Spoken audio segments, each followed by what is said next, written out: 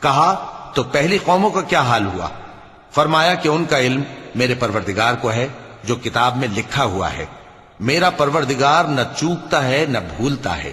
وہ وہی تو ہے جس نے تم لوگوں کے لیے زمین کو فرش بنایا اور اس میں تمہارے لیے رستے بنا دیے اور آسمان سے پانی برسایا، پھر اس سے مختلف نباتات پیدا کی کہ خود بھی کھاؤ اور اپنے مویشیوں کو بھی چراؤ۔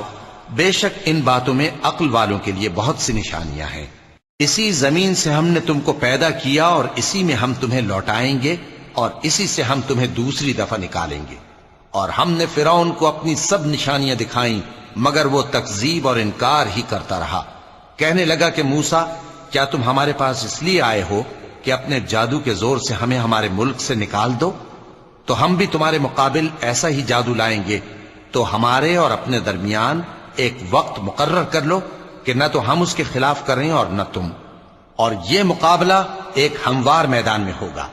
موسیٰ نے کہا کہ آپ کے لیے یوم زینت کا وعدہ ہے، اور یہ کہ لوگ اس روز دن چڑھے اکٹھے ہو جائیں۔